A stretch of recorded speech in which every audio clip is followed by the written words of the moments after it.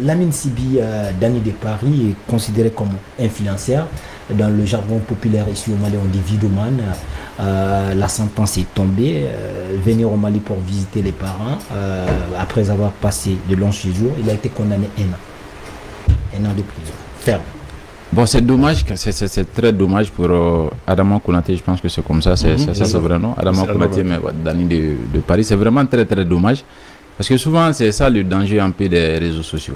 Les réseaux sociaux, ça peut faire du bien comme ça peut faire du mal. Ça peut nuire, tu peux l'utiliser à nuire à d'autres, mais ce qui est sûr, c'est qu'il y aura toujours le retour du bâton qu'il faut attendre. Parce que quand vous nuisez aux gens, peut-être il faut s'attendre que demain, il y a le karma. Bon, c'est pas pour dire que ce qui lui est arrivé, c'est pas bien, parce que moi, même mon pire ennemi, je vais pas souhaiter la prison à mon pire ennemi. La personne que je déteste le plus au monde, s'il doit rentrer en prison parce que c'est à cause de moi, je dirais non, il faut le laisser partir à la maison. Moi, je pense que les 1 an, déjà, c'est... Bon, la justice a décidé, mais moi, de mon point de vue, on pourrait revoir un peu cela peut-être avec en 6 mois et puis 3 mois de prison, 3 mois avec sursis.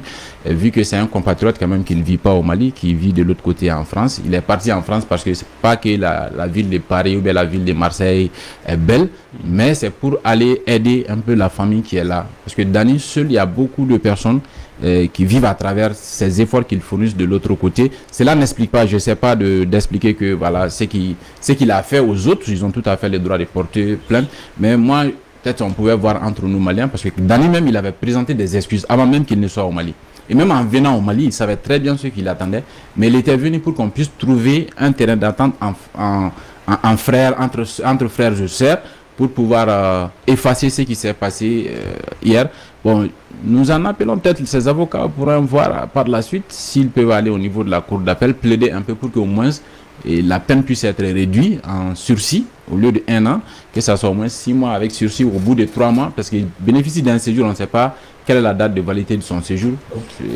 Si une fois la date n'est pas trop longue, ça peut lui nuire. Ok, merci. Ibou, est-ce qu'il y a-t-il des moyens de recours pour lui? Bon, je pense, puisque Lamine, qui a quand même étudié le droit, nous a guidé un peu, il dit que c'est possible d'aller à la cour d'appel. Bon, moi je pense que tous les moyens de recours sont bons pour que ce jeune homme ne puisse pas voir ses papiers périmés étant ici au Mali. Parce que comme il a dit, quand même, c'est quelqu'un qui vit en France. C'est vrai, il a fait des erreurs. Je pense que s'ils se sont compris à un moment donné, ils peuvent essayer de voir comment ils peuvent faire pour que quand même ces papiers ne se périment pas. Parce que moi, c'est surtout ça, moi, qui me choque un petit peu. Parce que j'ai écouté ceux qui ont été là-bas. Ceux qui ont été là-bas, qui ont assisté au jugement, visiblement, il n'y avait pratiquement personne face à lui. C'est ce que ceux qui ont été là-bas ont dit. Lui à la barre. Voilà. Voir parce que je pense que les services contentieux de l'État doivent être sur place. Voilà, parce que... Non, pas forcément, si c'est l'État qui a porté plainte en ce moment. Oui, parce que l'infraction, on dit que l'infraction, c'est par rapport à l'État, les insultes qu'il a portées, si on s'en tient au propos de Boumabel. C'est qu'il a... Voilà, parce que en fait, je ne sais pas qui était face à lui, parce qu'il y a des gens, et lui, ils se sont insultés. C'est ce que j'ai cru comprendre. Il a insulté des gens, il y a des gens qui l'ont insulté aussi. Et puis, bon, mais ces gens n'étaient pas là. Certains d'entre eux n'étaient pas là, je crois.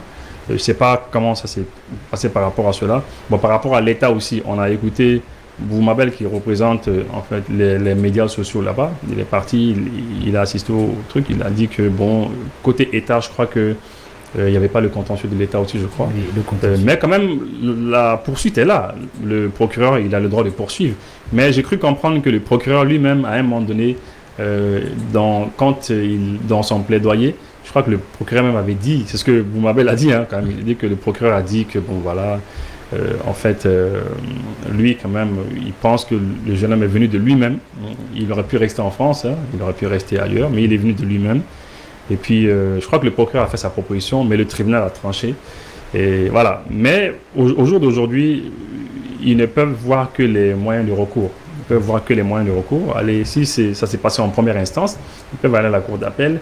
Arriver là-bas, il ne faut pas que ça s'aggrave. Il ne faut pas que ça s'aggrave à la cour d'appel. Si il y a un moyen quand même peut-être de trouver un terrain d'entente, ce serait quand même bien. Tout ça pour que quand même ces papiers ne se périment pas, parce que une fois que ces papiers sont fichus, bon, là c'est foutu pour lui, quoi. Ok.